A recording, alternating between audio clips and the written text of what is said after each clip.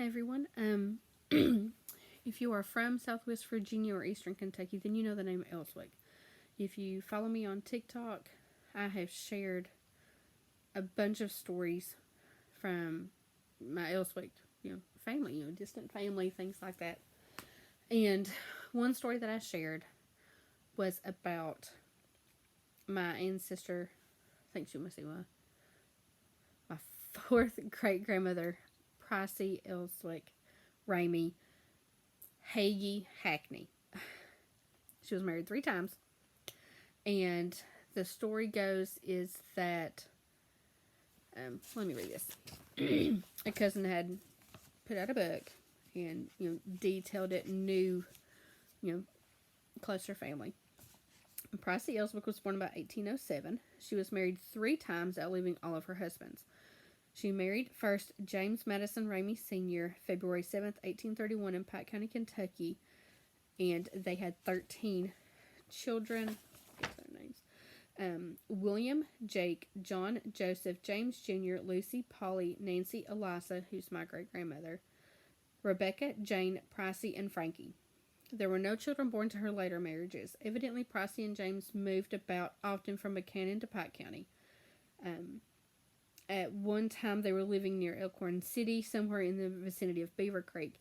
It was while living there that their home burned. Daughter Frankie told the story that the family was en route by wagon to Scott County, Virginia to visit relatives when someone overtook them and told them of the loss of their home.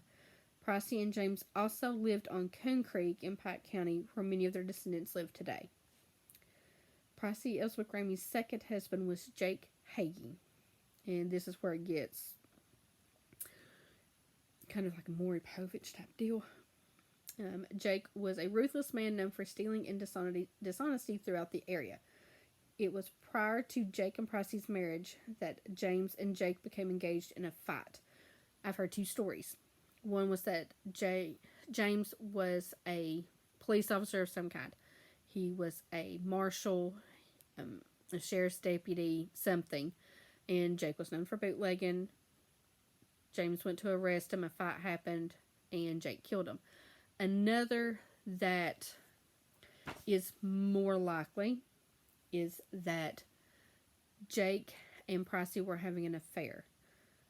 Because the family story goes, it was very soon after James's death that Jake and Pricy were married, and after the marriage, none of the kids would live with her. They all refused to stay with her, and that holds more weight to it because Jeanette knew some of the grandkids who were like, yeah, mom didn't stay with her. She wasn't raised, by Granny. She stayed with somebody else. And this is kind of what it is. Let's see, back to it. James died from a head injury which Jake had inflicted with a rock. Sometime afterwards, Pricy and Jake were married, and it's believed that Pricy's children refused to live with her, staying with relatives until they were married and have homes of their own. According to Jeanette, I know it's true of daughters Pricy and Frankie who live with their brother John. Jake Hagee's bad reputation ended abruptly when he and a band of outlaws were caught stealing.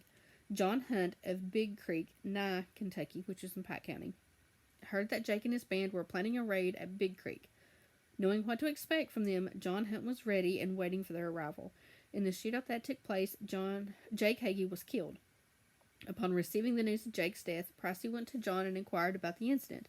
She was told that Jake had been dead and in hell for 9 days. Following the fight, John Hunt had buried Jake in the sandbar on the riverbank nearby. When Pricy came to claim the body, John dug it up for her and helped her put it on a sled. She alone then proceeded to haul Jake's body home and buried him beside her first husband, James Madison Ramey. This family plot was once known as the Hurricane Field or Orphan Camp and is located near Conway, Virginia. Pricy is also buried there. This is kind of like another twist in it. There are only 3 graves there, and they can hardly be seen from a mountain of burning slate. The mountain that they're on has been mined extensively. At the time that Jeanette wrote this book, there was a slag heap very close by and they likely couldn't see it until it all burned out. Last summer, my grandfather and I went to the cemetery. He still calls it Hurricane Field, Orphan Camp, Tin Can Holler. That's our holler on our side. You got to take to get to this field. These are not the only graves there. When we went, my grandfather had a weed eater. He was clearing out. There was a lot of poison ivy, poison oak. We are not allergic to that. Thank God. So he's just going at it with the weed eater. It's just flinging everywhere. Neither one of us got it because, knock on wood. Knock on wood. We're not allergic to it. We don't have to worry about it. But he was cleaning everything and he stopped it. And I happened to look over and he said, "Come here and look at this." He said, "This isn't, I ain't noticed this before." And I walked back to where he was, and there is a short wall of boulders. These are large boulders that have been stacked together, and it hasn't been stacked recently. There's moss all over it. They're discolored. They've settled. Vines have grown up, but this is not a new formation. The railroad sits below the cemetery. So they weren't about to haul these boulders uphill when they put the railroad through. They had just thrown them over the side and down into the river. The road that we have to take, Tin Can Holler, that we have to take to get to the cemetery is just an old wagon road. It has been there for probably close to 200 years. And still, if they had moved these boulders to make way for the road, they would have just rolled them downhill. These have been purposely stacked up, and they're in a crescent shape. So he's like, "These are man-made." He said, "This ain't right." He said, "This isn't looking right." He said, "I don't remember this. My grandfather's 86. He's like, "I don't remember this. I don't know where this came from. I've never seen this before." So I'm like, "Well, cut it a little shorter. Get the grave and scalp it. Take it down as low as you can." Which he did. And as he's doing this and he's going through everything, I'm seeing more headstones. There are 5 other graves behind James, Pricy, and Jake. Pricy's buried in between them. We are the only ones that go to this cemetery. We're probably the only ones that still know it's there. We have a cousin who is 91.